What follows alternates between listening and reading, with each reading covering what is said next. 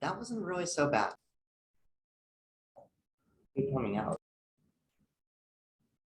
A little bit of both. Yeah. I'm sorry we did makeup at like 2:30 in the morning. And I'm gonna be a blue-haired girl with pronouns anyway. Might as well just fully fucking commit to it and just be a messy bitch that lives for drama.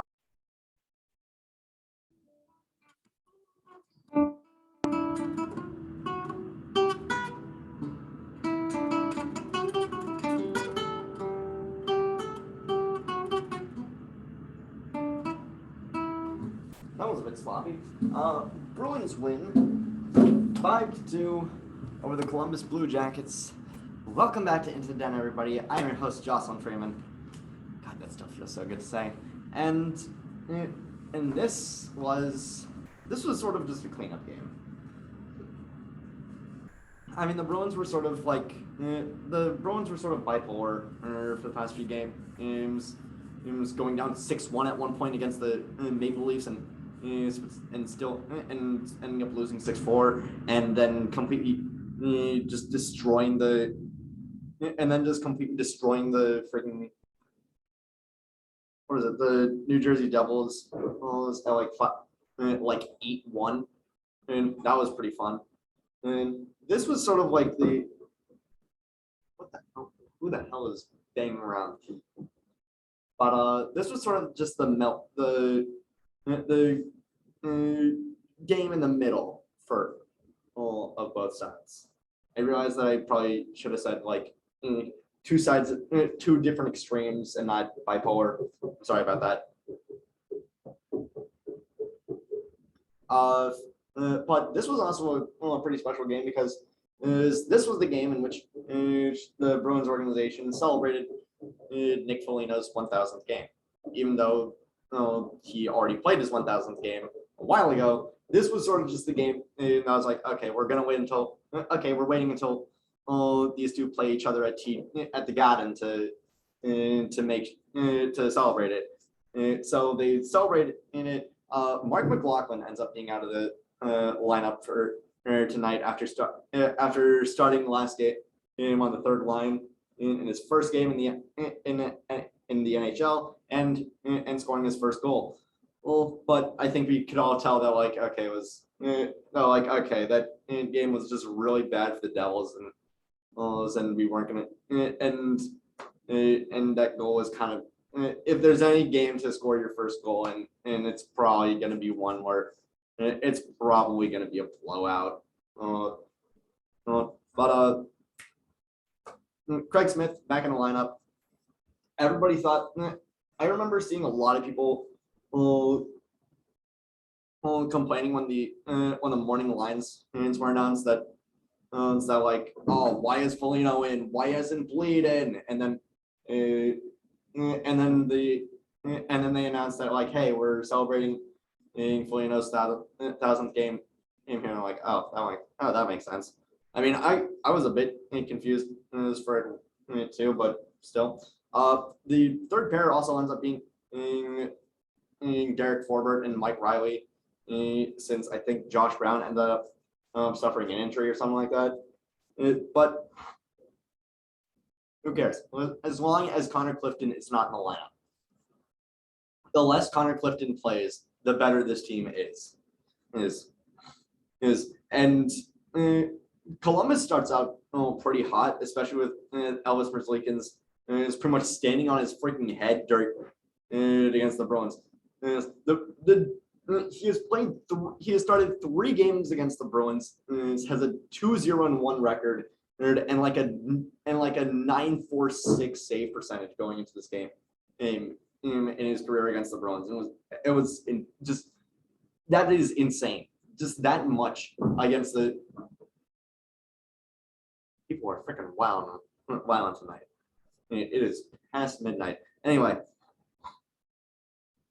the Bruins end up striking first though, with like freaking Hampus Lindholm and Charlie McAvoy just moving slowly around on the net, but like in like a really like unpredictably slow way. Like Lindholm circles around the net, passes to McElwain. He's just slowly trickling up to Merzlikins, and he shoots. There's like a puck battle, and Eric Halla is right there in front to just winning the puck battle over Kukin, and to put the Bruins up 1-0. And then we get to something that I'm just like, God damn it, Jeremy Swayman. I love this kid. I think that he's going to be special for the Bruins. But God damn it, dude. After I know that game was rough for you against Toronto, but could you at least try and hold on to the puck? Because that's how the first goal for Columbus gets scored. Is Swayman tries to handle the puck. He's tries to handle the puck. Not like stick on ice puck handling, but like it bounces out of his hand, and Gus Nyquist is right. It bounces out of his glove, and Gus Nyquist is right there and is like, oh, sweet, thanks, pops it in, and that ends up tying the game at 1-1, and during the at 1-1. And then the second goal happens, and I'm like, Danforth's just right there for a rebound off a Chinakhov shot. I forget people's first names. I'm so sorry. I know I probably should have looked it up, but I don't care. I don't necessarily care enough about the Columbus Blue Jackets. I mean, shit. How much effort do you expect me to put into a team from Ohio? Not much. It's Ohio. It's the Ohio is the laughingstock of Northern America. The only place that's it's pretty much the laughingstock of Northern America. It's Ohio. Well, but both teams are playing a little bit sloppy, but not really. I can't really tell if both teams are playing sloppy or just hard-nosed defense.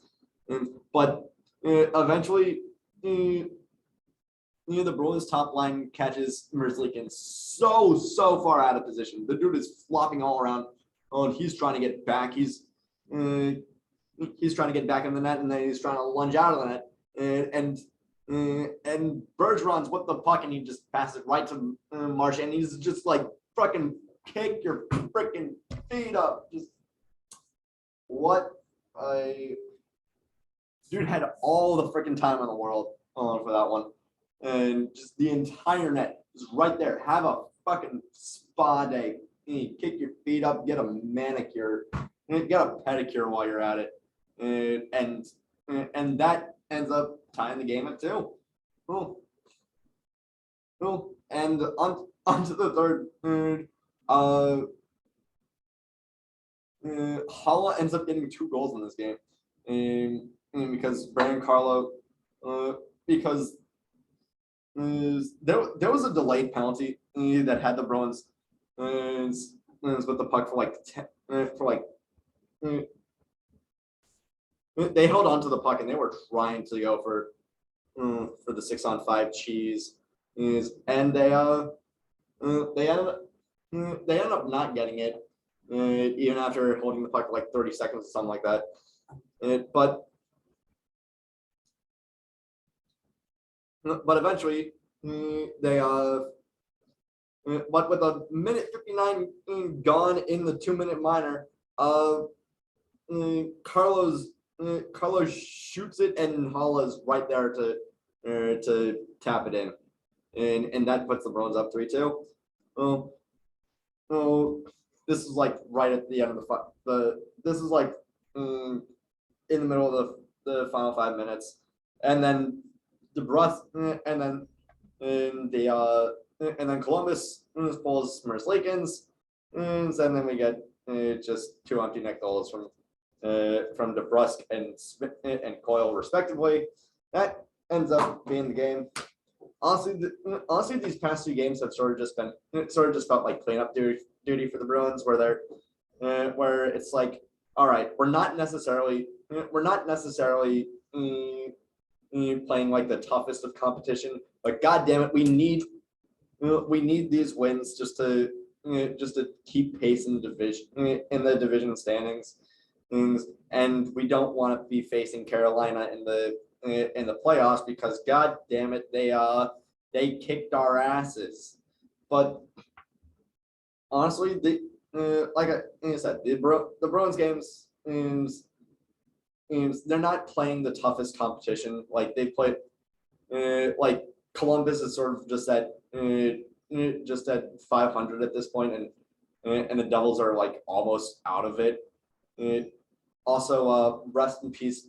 Also, speaking of teams that are out of it, rest in peace to Keith Yandle's Iron Man streak, and to all the Flyers fans saying like, why would we want to have someone who's a freaking pylon on the ice. You guys are out of playoff contention, and the best thing for you guys to do right now is just to tank. So why not keep him out here? So why not keep him out there for like sentimental value and for like sentimentality and just for the lulls. But that's about the Flyers. Time back for the Bruins. Good news. Tanner has invited me to one last game before the end of the season, and so you will be seeing an Into the Den, in encompassing my talking about my time at the Bruins and Panthers game on April 26th. And there's not really much else to talk about. So thank you all so much for that. Is it for tonight's episode. Thank you all so much for watching. Click like if you like, click subscribe if you really like. Down below is my TikTok, the GoFundMe for Jake Tebow's recovery, to help out a kid who was severely injured in a freak hockey accident, and the GoFundMe for the family of a queer child trying to flee Texas, in the wake of a horribly in the wake of horrible laws being passed by Texas Governor Greg Abbott. And tell your friends that I'm freaking 20 now. I'm 20. This doesn't feel right.